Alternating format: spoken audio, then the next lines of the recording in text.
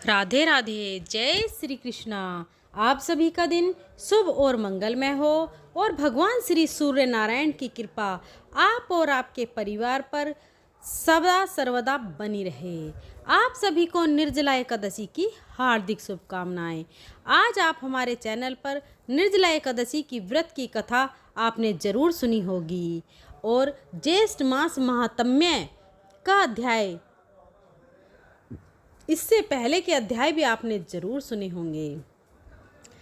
आज राज्यवर्धन की कथा सुनी थी कि किस प्रकार एक दिन उसके सिर में तेल लगाते समय उसकी पत्नी ने उनके सिर में एक पका हुआ बाल देख लिया था और इसके बाद राजा वनवास लेने की बात करने लगे, अर्थात तपस्या करने के लिए वन में जाने की बात करने लगे, जिसे सुनकर उनकी पत्नी और उनकी प्रजा बहुत ही परेशान हो गई, क्योंकि राजा ने पूरे 60,000 वर्ष तक अपनी प्रजा का बहुत अच्छे से पालन किया था। उनके वन में जाने की बात को सुनकर प्रजाजन कहने लगे कि अब हमारा पालन पोषण कौन करेगा, इसलिए हे राजन, आप वन में मत जाइए और कोई ऐसा प्रयास कीजिए जिससे इस जगत को कोई कष्ट ना हो। इसके बाद मंत्रियों, सेवकों, वृद्ध नागरिकों और ब्राह्मणों ने मिलकर सलाह की अब यहाँ क्या करना चाहिए।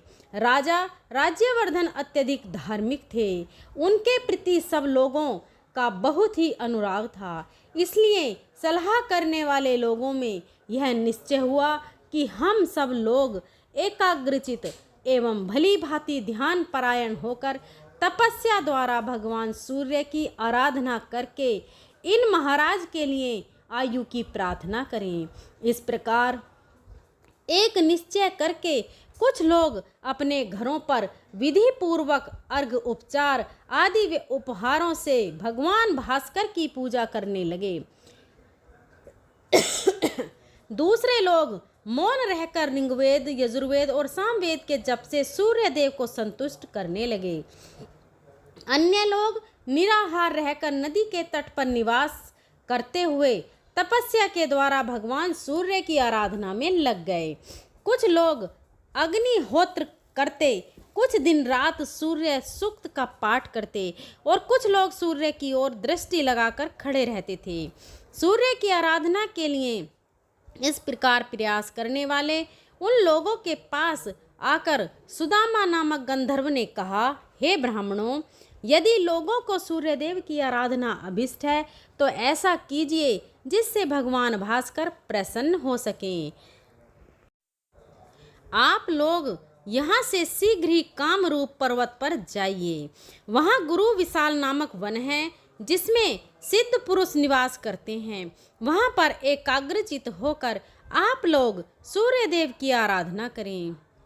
वह परम हितकारी सिद्ध क्षेत्र है, वहाँ आप लोगों की सभी मनोकामनाएं पूर्ण होंगी।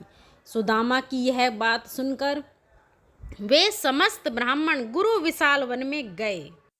वहाँ उन्होंने सूर्यदेव का पवित्र एवं सुंदर मंदिर देखा। उस स्थान पर ब्राह्मण आदि तीनों वर्णों के लोग मतहारी एवं एकाग्रचित होकर पुष्प, चंदन, धूप, गंध, जप, ओम, हन, अन्न और दीप आदि के द्वारा भगवान सूर्य की पूजा एवं स्तुति करने लगे। ब्राह्मण बोले, देवता, दानव, यक्ष, ग्रह और नक्षत्रों में भी जो सबसे अधिक तेजस्वी है उन भगवान सूर्य की हम शरण लेते हैं। जो देवेश्वर भगवान सूर्य आकाश में स्थित होकर चारों ओर प्रकाश फैलाते हैं तथा अपनी किरणों से पृथ्वी और आकाश को व्याप्त किए रहते हैं, उनकी हम शरण लेते हैं। आदित्य, भास्कर, भानु, सविता, दिवाकर, पूषा, अर्यमा, स्वर भानु तथा दीप्ति, ददिति, ये जिनके नाम हैं, जो चारों युगों का अंत करने वाले काल अग्नि हैं, जिनकी ओर देखना कठिन है, जिनकी प्रलय के अंत में ही भी गति है, जो योगेश्वर, अनंत, रक्त, पीत, शीत और अस्त हैं, ऋषियों के अग्नि होत्रों तथा यज्ञ के देवताओं में जिनकी स्थिति है, जो अक्षर, परम, गुह्य तथा मोक्ष के उत्तम द्वार हैं, जिनके उदयास्त मन रूप रथ में चंदों में अश्व जूते रहते हैं तथा जो उस रथ पर बैठकर मेरुगिरी की प्रदक्षिणा करते हैं हुए आकाश में विचरण करते हैं। अनरत और नृत दोनों ही जिनके स्वरूप हैं, जो भिन्न भिन्न पुण्य तीर्थों के रूप में विराजमान हैं, एकमात्र जिन पर इस विश्व की रक्षा निर्भर है, जो कभी चिंतन में नहीं आ रह सकते, उन भगवान भास्कर की हम शरण लेते हैं।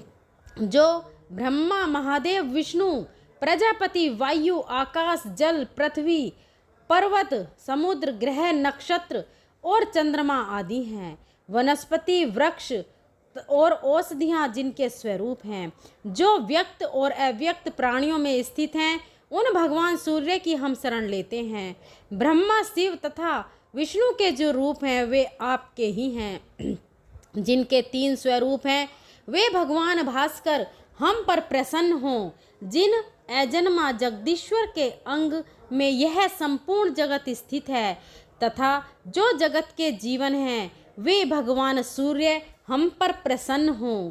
जिनका एक परम प्रकाशमान रूप ऐसा है जिसकी और प्रभा पुंज की अधिकता के कारण देखना भी कठिन हो जाता है, तथा जिनका दूसरा रूप चंद्रमा है जो अनंत सौम्य हैं, वे भगवान भास्कर हम पर प्रसन्न हों।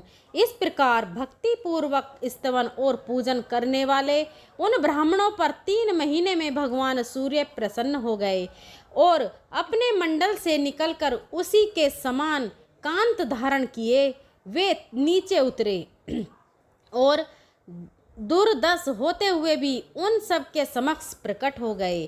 तब उन लोगों ने अजन्मा सूर्य देव के स्पष्ट रूप का दर्शन करके उन्हें भक्ति से विनीत होकर प्रणाम किया। उस समय उनके शरीर में रोमांच और कंपे सहस्त्र किरणों वाले सूर्यदेव आपको बारंबार नमस्कार है। आप सबके हेतु तथा संपूर्ण जगत के विजय केतु हैं। आप ही सबके रक्षक, सबके पूज्य, संपूर्ण यज्ञों के आधार तथा योग वेताओं के ध्येय हैं। आप हम पर प्रसन्न हो। सुमंतु मुनि कहते हैं, तब भगवान सूर्य ने प्रसन्न होकर सब लोगों से कहा, ब्राह्मणों, आपको जिस वस्तु की इच्छा हो वह मुझसे मांगिए। यह सुनकर ब्राह्मण आदि वर्णों के लोगों ने उन्हें प्रणाम करके कहा, अंधकार का नाश करने वाले भगवान सूर्यदेव, यदि आप हमारी भक्ति से प्रसन्न हैं तो हमारे राजा राज्यवर्धन निरोग, शत्रु विजय, सुंदर केशों से युक्त तथा स्थिर यौवन वाले होकर 10,000 वर्षों तक जीवित रहें। तथास्तु कहकर भगवान सूर्य अंतर ध्यान हो गए। वे सब लोग भी मनोवांछित वर पाकर प्रसन्नता पूर्वक महाराज के पास लौट आए। वहां उन्होंने सूर्य से वर पाने आदि की सब बातें यथावत कह सुनाई। यह सुनकर रानी मनिनी को बड़ा हर्ष हुआ, परंतु राजा बहुत देर तक चिंता में पड़े रहे। वे उन लोगों से कुछ न बोले। मानिनी ने का हृदय हर्ष से भरा हुआ था। वह बोली, महाराज, बड़े भाग्य से आयु की वृद्धि हुई है। आपका अभ्युदय हो। राजन, इतने बड़े अभ्युदय के समय आपको प्रसन्नता क्यों नहीं होती? 10,000 वर्षों तक आप निरोग रहेंगे, आपका यौवन स्थिर रहेगा, फिर भी आपको खुशी क्यों नहीं होती? राजा बोले, कल्याणी, मेरे अभ्युदय कैसे हुआ तो मेरा अभिनंदन क्यों करती हो? जब हजारों दुख प्राप्त हो रहे हैं उस समय किसी को बधाई देना क्या उचित माना जाता है? मैं अकेला ही तो 10,000 वर्षों तक जीवित रहूँगा। मेरे साथ तुम तो नहीं रहोगी। क्या तुम्हारे मरने पर मुझे दुख नहीं होगा? पुत्र, पौत्र, प्रपौत्र, इष्ट, बंधु बांधव, भक्त, सेवक तथा मित्र वर्ग वह सब मेरी आंखों के सामने मरेंगे। उस समय मुझे अपार दुख का सामना करना पड़ेगा। जिन लोगों ने अत्यंत दुर्लभ होकर शरीर की नाड़ियाँ सुखा कर मेरे लिए तपस्या की है, वे सब तो मरेंगे और मैं भोगते हुए जीवित रहूँगा। ऐसी दशा में मुझे धिक्कार नहीं, मैं धिक्कारने के योग्य नहीं हूँ। सुंदरी, इस प्रकार मुझ पर यह आपत्ति आ गई। मेरा अभ्युदय नहीं हुआ है, क्या तुम इस बात को नहीं समझती हो? फिर क्यों मेरा अभिनंदन कर रही हो? मनिनी बोली, महाराज आप जो कहते हैं वह सब ठीक है। मैंने तथा पूर्ववासियों ने आपके प्रेमवश इस दोष की ओर नहीं देखा है। नरनाथ ऐसी व्यवस्था में क्या करना चाहिए यह आप ही सोचें, क्योंकि भगवान सूर्य ने प्रसन्न होकर जो कुछ कहा है वह अन्यथा नहीं हो सकता। तब राजा कहने लगे, देवी, पूर्ववासियों और सेवकों ने प्रेमवश मेरे साथ जो उपकार किया है उसका बदला चुकाए बिना मैं किस प्रकार भोग भोगूंगा। यदि भगवान सूर्य की ऐसी कृपा हो कि समस्त प्रजा व्रत वर्ग अपने पुत्र पौत्र प्रपौत्र तथा मित्र भी जीवित रह सकें तो मैं राज्य सिंहासन पर बैठकर प्रसन्नता पूर्वक भोगों का उपभोग कर सकूंगा। यदि वे ऐसी कृपा नहीं करेंगे तो मैं उसी काम रूप पर्वत पर निराहार रहकर तब तक तपस्या करूंगा जब तक कि इस जीवन का अंत ना हो जाए। राजा के इस प्रकार कहने पर रानी मनिनी ने कहा, ऐसा ही हो। फिर वह महाराज के साथ कामरूप पर्वत पर चली गई। वहां पहुंचकर राजा ने पत्नी के साथ सूर्य मंदिर में जाकर सेवा परायण होकर भगवान भानु की आराधना आरंभ की। दोनों दंपति उपवास करते करते दुर्बल हो गए। सर्दी, गर्मी और वायु का कष्ट सहन करते हुए दोनों ने घोर तपस्या की। सूर्य की पूजा और भारी तपस्या करते करते जब 1 वर्ष से अधिक समय व्यतीत हो गया तब भगवान भास्कर प्रसन्न हुए। उन्होंने राजा को समस्त सेवकों, पूर्ववासियों को और पुत्रों आदि के लिए इच्छा अनुसार वर दान दिया। वर को पाकर राजा अपने नगर को लौट आए और धर्म पूर्वक प्रजा का पालन करते हुए बड़ी प्रसन्नता के साथ राज्य करने लगे। धर्मज्ञ राजा ने बहुत से यज्ञ किए और दिन रात खुले हाथ दान किया। वे अपने पुत्र पौत्र और व्रत आदि के साथ यौवन को स्थिर रखते हुए 10,000 वर्षों तक जीवित रहे। उनका यह चरित्र देखकर भृंगुवंशी प्रमित ने विस्मित होकर यह गाथा गाई। अहो भाग्य, भगवान सूर्य के भजन की कैसी शक्ति है जिससे राजा राज्यवर्धन अपने तथा स्वजनों के लिए आयुर्धन बन गए। जो मनुष्य ब्राह्मणों के मुख से भगवान सूर्य के इस उत्तम महात्म्य का श्रवण तथा पाठ करता है वह 7 रात के किए हुए पापों से मुक्त हो जाता है। सूर्य के जिस मंदिर में इस समूचे महात्म्य का पाठ किया जाता है वहाँ भगवान सूर्य अपना सानिध्य नहीं रखेंगे, नहीं छोड़ते। इसलिए ब्राह्मण, यदि तुम्हें महान पुण्य की प्राप्ति अभिष्ट हो तो सूर्य के इस उत्तम महात्म्य को मन ही मन धारण एवं जप करते रहो। जो सोने के सींग और अत्यंत सुंदर शरीर वाली दुधारू गाय दान करता है तथा जो अपने मन को संयम में रखकर 3 दिनों तक इस महात्म्य का श्रवण करता है उन दोनों को समान ही पुण्य फल की प्राप्ति होती है। ऐसा कहकर सुमंत मुनि वहां से चले गए। अगली कथा मार्कंडेय मुनि सुनाएंगे जिसका वृतांत भक्त जनों आप अगले अध्याय में सुनिएगा। अब आप सुनिए श्री विष्णु चालीसा का पाठ। विष्णु सुनिए विनय सेवक की चित्त लगाए, कीरत कुछ वर्णन करूं दीजिए ज्ञान बताए। नमो नमो विष्णु भगवान खरारी, कष्ट नसावन अखल बिहारी। प्रबल जगत में शक्ति तुम्हारी, त्रिभुवन फैल रही उजियारी। सुंदर मन मनोहर सूरत, सरल स्वभाव मोहनी मूरत। तन पर पीतांबर अति सोहत, बैजंती माला मन मोहत।